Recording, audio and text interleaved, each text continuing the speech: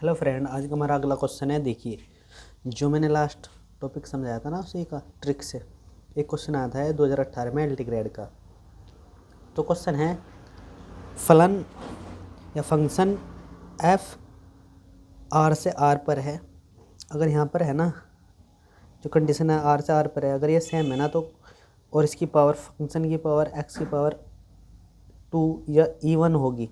सबसे अधिक पावर क्या होगी? इवन से परिभाषित है। तो हमें इसका बताना है कि ये फंक्शन क्या है, वन वन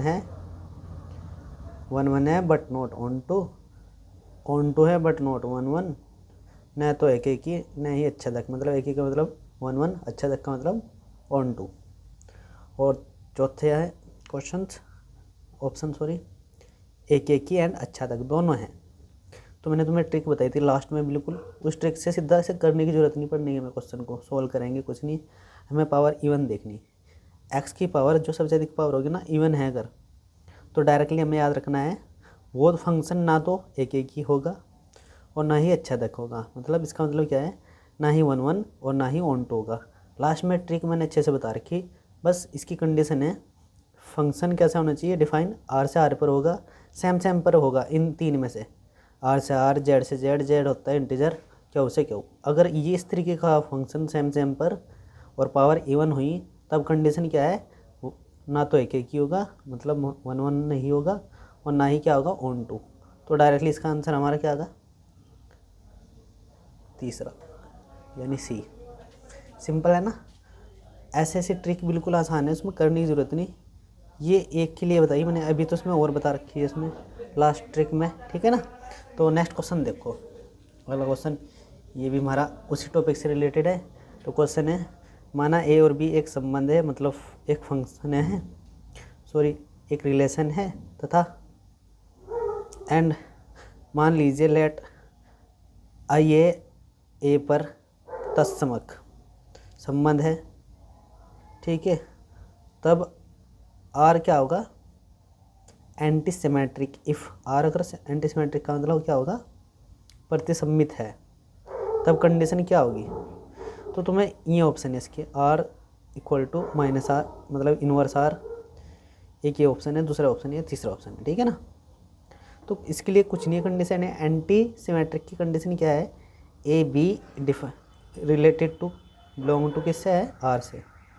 मतलब ये ए बी है ना, अगर रिलेशन में है ना तब क्या होगा?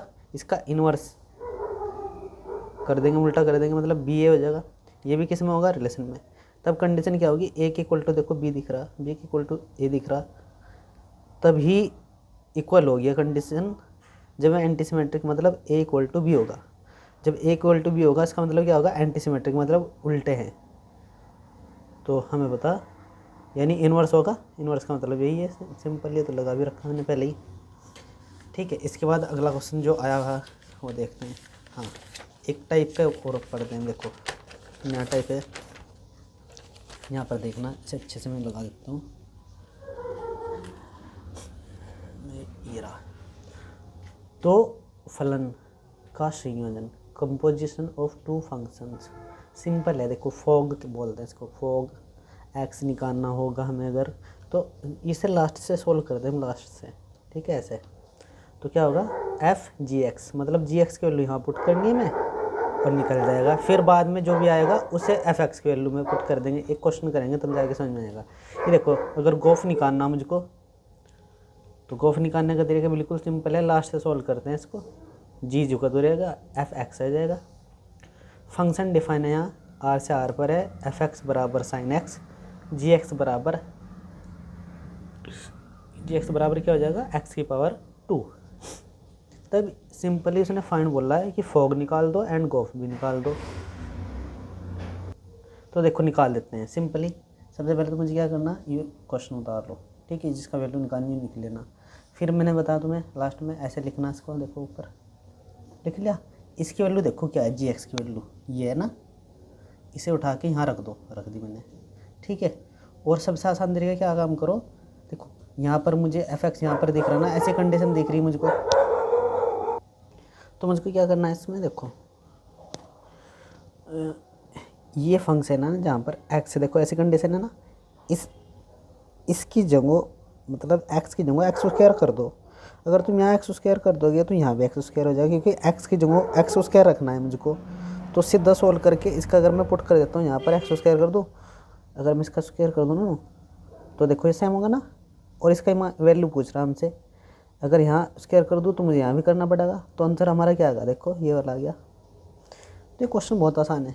इसी प्रकार क्या निकाल दो, गोफ, इसे भी निकालने का देखा, लास्ट से सोल्व करते हैं। देखो लास्ट ये दो बार लिखे गया, ठीक है, इसे हटा देते हैं यहाँ से मैं। तो लास्ट से सोल्व करते हैं, जी एक्स की वैल्यू उठा के रख दो, मैं हटा देता हूँ उसे, कभी तुम दो बार कर लो, ठीक है ना। ठीक है, जी एक्स की वैल्यू रख देते हैं हम, एफ एक्स की, सॉरी क्या है, साइन एक्स। तो यहाँ पर मुझे क्या रखना है, साइन एक्स रख दिया, ठीक है। और अब देखो यहाँ जी एक्स से ये रहा, ये कंडीशन से मिल गई ना, इसे देखो ध्यान से, इसे देखो, बस तुम्हें यहाँ साइन रख दो। यहाँ अगर मैं एक्स की जगह साइन रख दूँ तो यहाँ साइन रखना पड़ेगा मुझको, तो ये हो जाएगा साइन का होल स्क्वायर। देखो साइन का होल स्क्वायर होगा, और ये हमारा आंसर है, ठीक है। ध्यान से समझना इसको।